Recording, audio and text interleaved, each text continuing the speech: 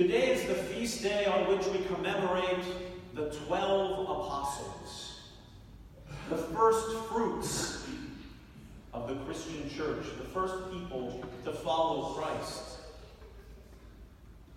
But on that commemoration, we hear today in St. Paul's first letter to the Corinthians not how wonderful it is to be one of the 12 apostles, not how exalted and glorious it is to be an apostle of Christ, but the great burden that comes with apostleship. He says that he and the other apostles appear to be the refuse of the entire world, the offscouring of all things.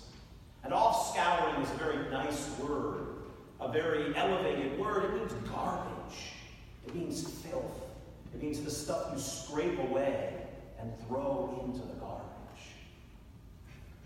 And he's saying this because he's speaking to a church that is very conscious of status. We've talked about it a few times in this church, but it bears repeating today that the Corinthians are the citizens of a city that is a very important port city. And in the classical period in Greece, it was one of the three great cities of Greece with Athens and Sparta, but it was sacked in 146 BC to lie uninhabited for quite a while until Julius Caesar revived it as a colony for his veterans and his freed slaves.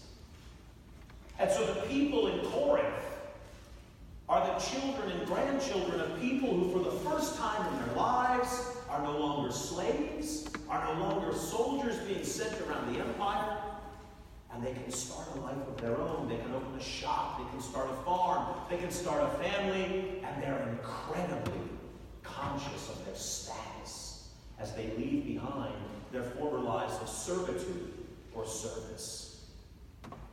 And so they're competing with one another over everything. Some of them think they have spiritual gifts that the others don't have. Others are proud that they have money that the others don't have. Even when they come together in their meals, there's a famous scene where Paul says, some of you gorge and get drunk, and others of you go hungry.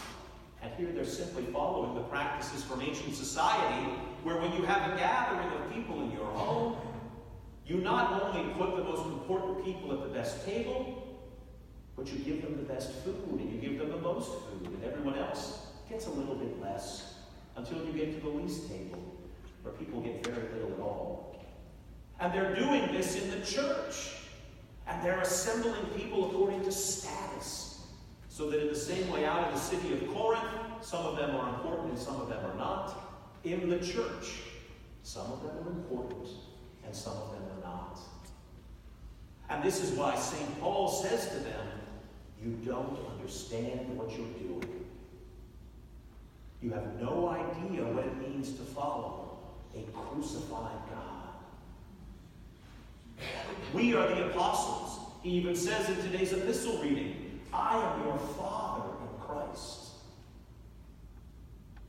And if I'm supposed to show you a model of what it means to be a Christian,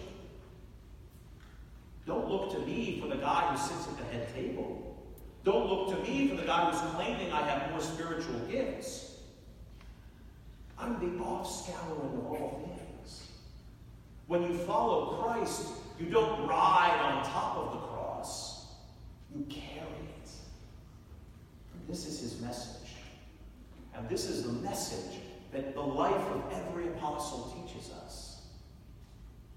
We said last week, when our Lord says to follow him, he doesn't say follow me, and I'll give you wealth and status and power and riches.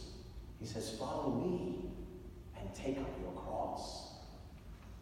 And that's the great paradox of the Christian life.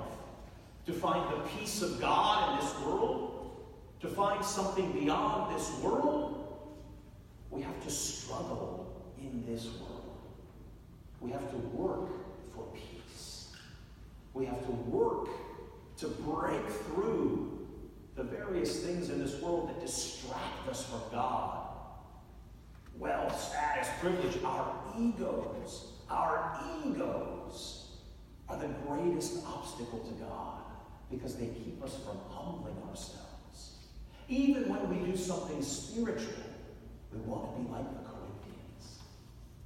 Even when we do something spiritual, we want people to look at us and say, there's a spiritual person. This is not the message of St. Paul today. He doesn't want us to let people know how humble we are.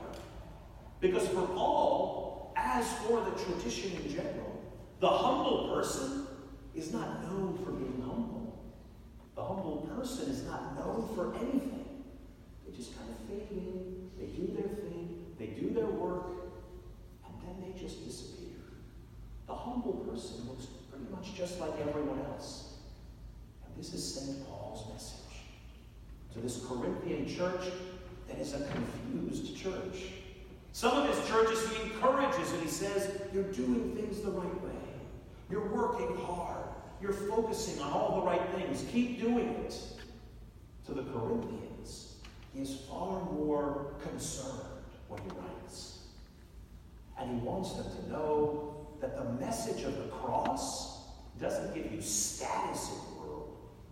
He says early on in his letter, the message of the cross is foolishness to the world. When you live the life of Christ in this world, people will think you're ridiculous. And this is the life to which we're called. Not because we want to be ridiculous, not because we want to be countercultural, not because certainly, not because we want to stand out and be rebels, but because we recognize that this world doesn't solve our problems. This world gives us no antidote to the things that cling to us and hold us down and keep us from God. That antidote to the poison that somehow infects so much of this world is only in the life in Christ. It's only in God.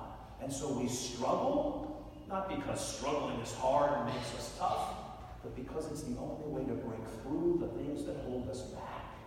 And we carry our cross because it always reminds us of Christ. And so in this world, like Paul, if we follow Christ correctly, we too will look like the offscouring of all things. We will look like the refuse of the world. But this is only in appearance.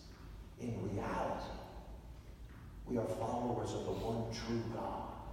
And when we live our life in that way, we give him glory in the name of the Father, and of the Son, and of the Holy Spirit.